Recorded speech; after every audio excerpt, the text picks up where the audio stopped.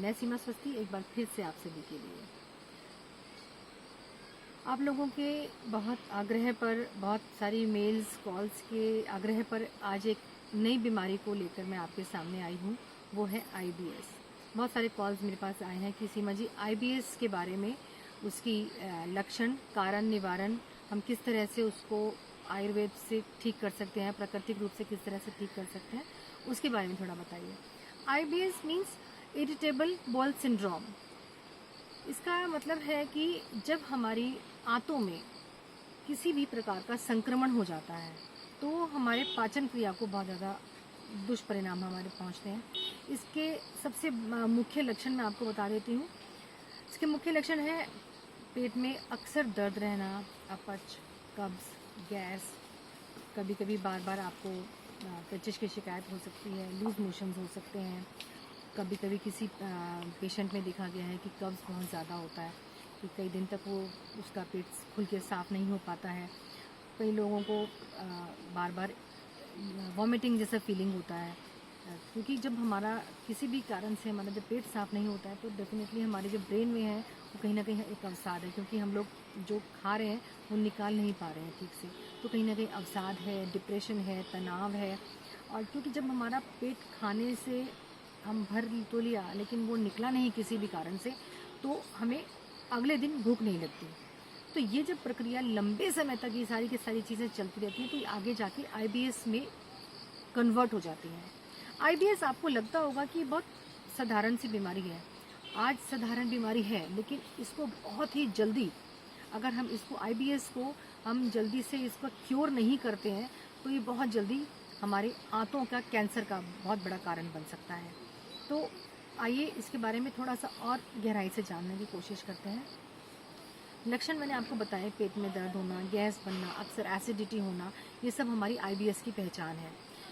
अब इसके सबसे कि कारण क्यों ये आईबीएस क्यों होता है, what is the reason behind this. इसका कारण, सबसे ज़्यादा कारण है कि पहला है कि हम भोजन को जब चबा चबा कर नहीं करते हैं, जल्दबाजी में भोजन करना, तनाव बहुत ज़्यादा, हम अपना जब हम अपने काम को लेकर, जब हम अपने रिलेशंस को लेकर, जब हम किसी भी चीज़ को लेकर, नौकरी को, व्यवसाय को, अपनी आर्थिक स्थिति को लेकर जब हम बहुत ज़्यादा टेंशन्स लेते हैं तो हमारे आईबीएस का प्रॉब्लम बढ़ सकता है। हमारे हार्मोन्स हमारे जब बहुत ज़्यादा अप डाउन्स होते हैं उसमें आईबीएस का प्रॉब्लम बढ़ सकता है। कभी कभी ये देखा गया है महिलाओं में आईबीएस का प्रॉब्लम मेंस्ट्रुएशन पीरियड से तुरंत पहले और तुरंत बाद में, ये भी देखा गया कि आईबीएस के प्रॉब्लम तब भी आ सकती है।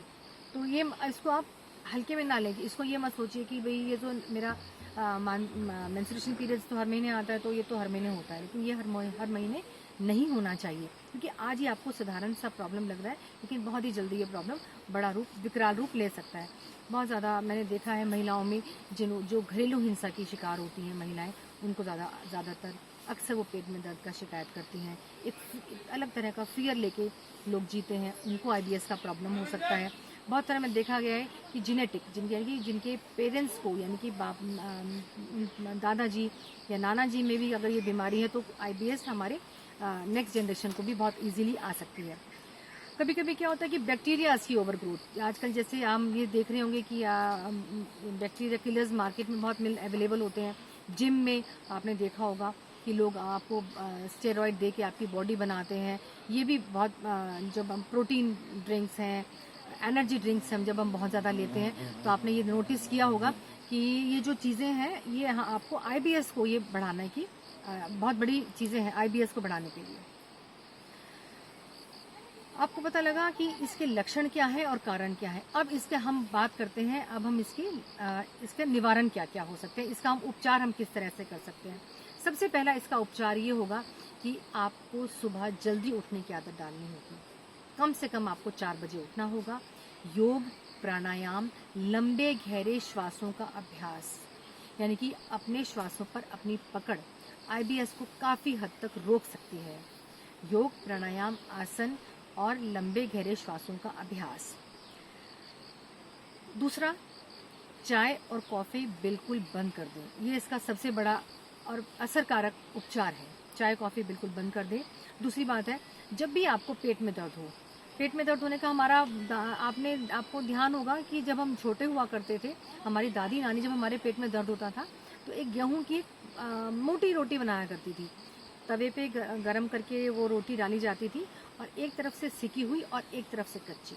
जब वो रोटी इतनी गर्म हो कि आपने इस वाले हाथ पर यहाँ पर आप लगा कर देखें तो उस तरफ देसी गाय का घी या सरसों का तेल, दो में से एक चीज़ आप पेट की तरफ कच्चा जो तरफ है वो पेट की तरफ लगा के सिकाई कर सकते हैं। ये भी IBS को, आपकी आंतों के संक्रमण को कम करने की प्रयास करता है। ये जो रोटी मैंने आपको एक नुस्खा बताया है।